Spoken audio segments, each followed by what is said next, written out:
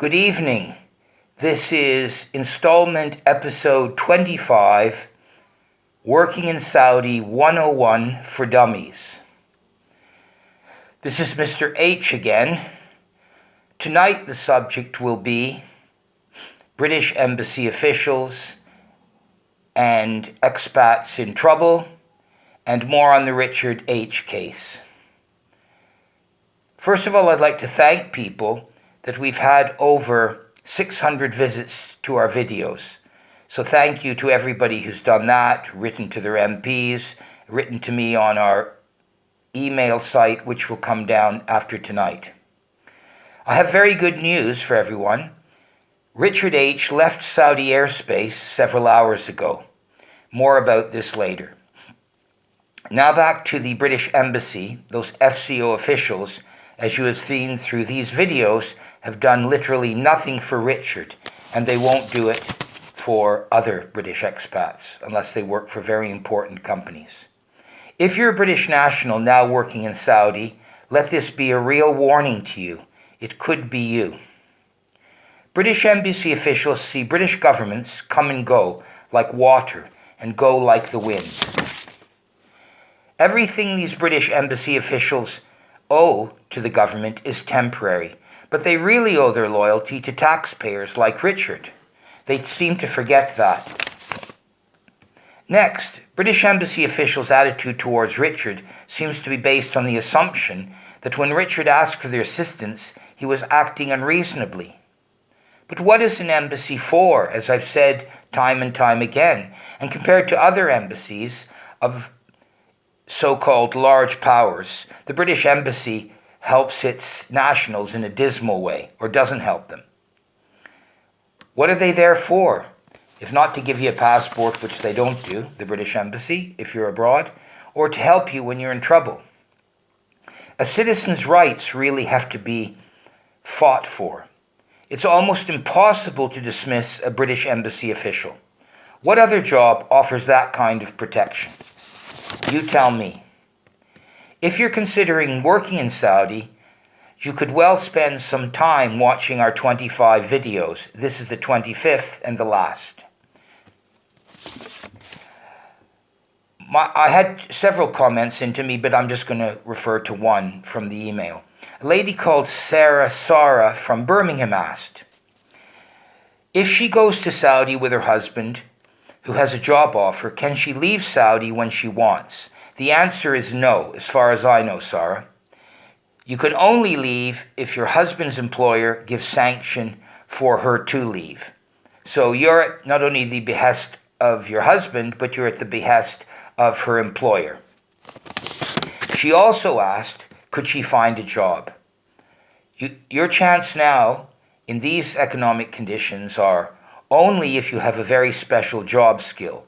And no Saudi can fill a job vacancy, because Saudization, as I spoke before, is about replacing foreigners with Saudis. And without knowing details, my answer to you is no. You probably won't get a job working there. Now back to Richard. Richard wrote to the British Embassy, which is based in Riyadh, to have someone come to Riyadh airport today to see if he had a problem exiting the country, if one of their officials could be there. He's repeatedly asked this. He didn't get a reply to his email. Richard flew internally from Saudi today, from Dammam in the east of the country to Riyadh. And Richard received no reply to his email. However, I was able to get an Arab expatriate to go to the airport and assist Richard to get through passport control. We just did this to have an Arab speaker there. So, luckily, the Arab expatriate, who'd never met Richard, was able to meet him because Richard had a very long layover in Saudi Arabia, in Riyadh. And this Arab expat is a university lecturer. So I want to say thank you, shukran to you. Well, Richard's held up since April 2019 until today.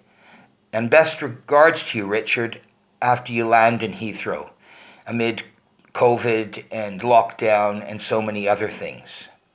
But I think it's important for anybody to remember today that when you go and work in a country, you should always follow the rules and regulations, which Richard has done.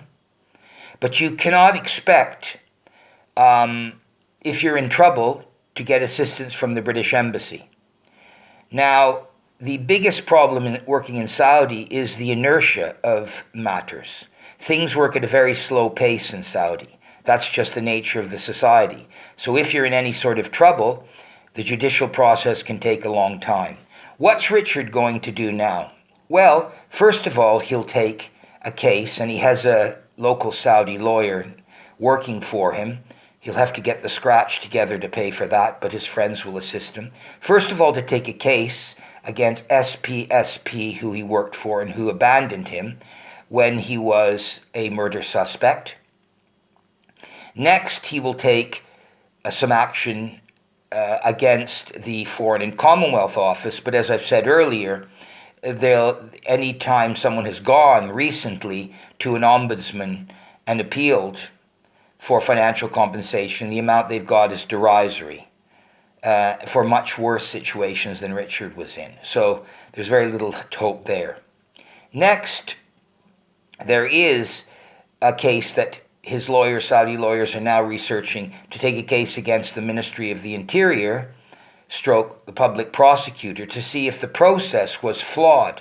First of all, in terms of charging Richard, and next in terms of the massive, over year and a half long delay in getting his case moved forward.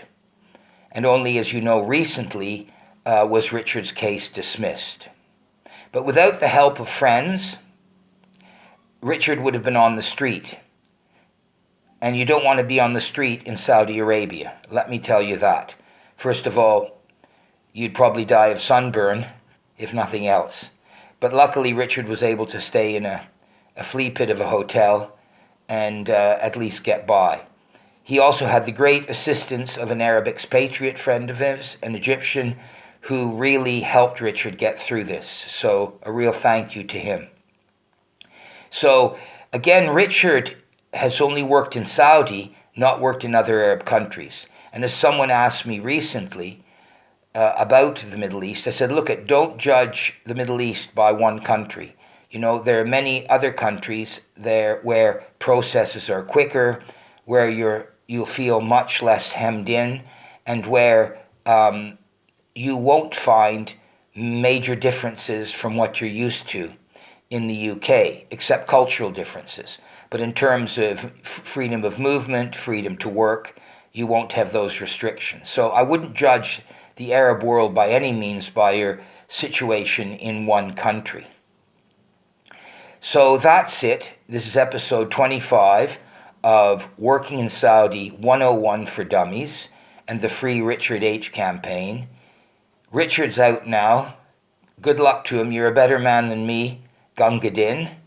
And thank you to everybody who's written to their MPs. Of course, the MPs didn't get any sort of decent answer from the government, citing things like data protection, etc., etc. But we know that. But really, if you're a British expat, or you've been a British expat or intend to be, the next time someone comes looking for your vote, you might ask what's their position on helping British expats, or their party's position on helping British expats abroad, especially in Saudi Arabia.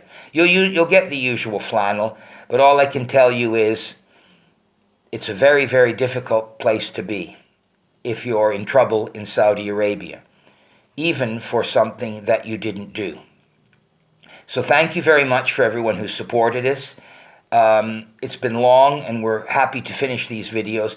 But for any of you that are considering going to Saudi, you could spend some time, it's worthwhile, reviewing our videos, which have talked about what to do in your spare time, all the way to a bit of the history of British government involvement in Saudi Arabia, a little bit about specifics of your wife and family adapting to Saudi, about recreation, and other points. So most of the videos are for every expat, but perhaps 40% are only for British expats, and really this video is only for British expats.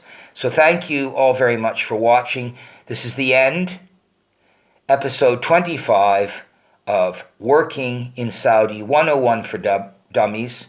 This is Mr. M. Thank you very much, and goodbye.